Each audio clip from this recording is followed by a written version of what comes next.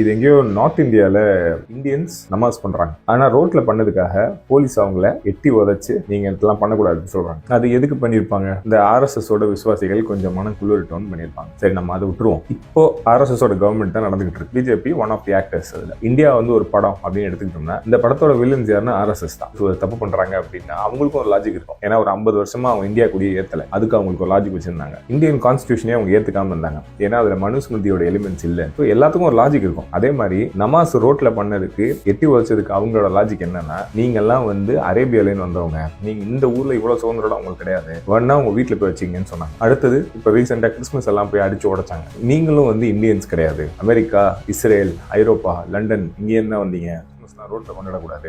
இப்ப நமக்கு என்ன புரியுது? இதுதான் லாஜிக். கிறிஸ்துவ மதமோ இஸ்லாம் மதமோ ஃபாரின் மதம், அதை வழிபடுறவங்களும் ஃபாரினர்ஸ். இதான் இவங்களோட ஐடியா. அதனாலதான் வெளியே போன்னு கத்திக்கிட்டே இருக்காங்க. இது எவ்வளவு ஃபிளாட் லாஜிக்குங்கிறது நம்ம அப்புறம் பேசுவோம். ரீசெண்டா நியூஸ் எல்லாம் கவனிச்சுட்டே வந்தீங்கன்னா உங்களுக்கு தெரியும். ஆஸ்திரேலியா, லண்டன், ஐரோப்பா, அமெரிக்கா எங்க பார்த்தாலும் இந்தியன்ஸை வந்து வெளியே போ, இந்த ஊர்வலம் போறது, இந்த மோளம் அடிக்கிறது, ஓமம் வளர்க்கறது, இந்த வேலை இங்க வச்சுக்க கூடாது, ஓடி போயிருங்க உங்க ஊருக்குன்னு திட்டுறாங்க, அடிக்கிறாங்க, எல்லாத்தையும் பண்ணிக்கிட்டே இருக்காங்க. நம்ம ஊருக்குள்ள ஒரு கதையை ஒன்று காட்டுறாங்கல்ல, கிறிஸ்துவரா இருந்தாலும் அடிப்போம், இஸ்லாமா இருந்தாலும் அடிப்போம். இந்த நார்த் இந்தியன்ஸ் இருக்காங்கல்ல, நார்த் இந்தியன், சவுத் இந்தியன் வேறு கிடையாது, எல்லாம் இந்தியன்ஸ் தான். ஏமாற்றப்பட்டவங்க ஏமாறாம கொஞ்சம் அப்படியே தத்தளிச்சுக்கிட்டு இருக்க சவுத் இந்தியா. இதுதான் டிஃபரன்ஸ். இந்த நார்த் இந்தியா என்ன சொல்லிடுறாங்கன்னா, உலகத்துக்கே மூத்த குடி நம்ம தான் அப்படின்னு இவங்களை உசுப்பேத்தி விட்டுறாங்க. இவங்க இதை நம்பிக்கிட்டு வெளியூர்ல போய் ஜெர்மனி, ஐரோப்பா, லண்டன்ல போய் கத்திக்கிட்டு நாங்க தான் வந்து பெரிய ஆளு, உங்க உலகத்துக்கே நாங்க தான் விஸ்வகுருன்னு சொல்லிட்டு இருக்கு. ஆனா நீங்க எதுக்கு அங்க போனீங்க? வேலைக்கு தானே போனீங்க, படிச்சோம் வந்தோம், இவ்வளவு தானே இருக்கணும். உங்களை நீங்க அங்க போய் உங்க கிறிஸ்துவ மதத்துக்கே மூத்த குடி நாங்க தான், இஸ்லாம் மதத்துக்கே மூத்த குடி நாங்க தான் சொன்னோன்னே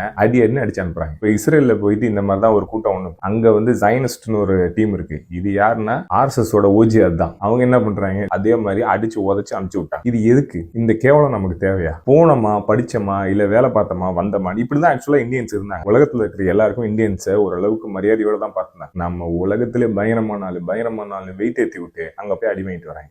ஒரு விதமா நகைச்சுவையா இருந்தாலும் ஒரு இந்தியனா இது ரொம்ப அசிங்கமா இருக்குல்ல, பாக்கிறதுக்கும் கேட்கறதுக்கும். நம்மள இவ்வளவு கேவலமா நடத்துறாங்க உண்மையிலே. ஆனா இந்தியன்ஸ் அளவுக்கு அவங்களுக்கு தெளிவு கிடையாது. இந்த RSS டீம் பண்ற வேலை சின்சியரா போய் வேலை பார்க்கறவங்களுக்கும் தப்பா போய் முடியுது. இல்ல ஒரு வர்த்தகம் ஏதாவது நடக்கட்டும், வேலை வாய்ப்பு வரட்டும், இல்லைன்னா வந்து இங்கே நாங்க போறதுக்கு விசாவை ஈஸி பண்ணலாம், இதெல்லாம் மாறுறதுதான் ஜெயிப்பு. இன்னைக்கு 90 ரூபாய்க்கு போய் நிக்கிது காசு. அதை விட்டு எதுக்கு இது?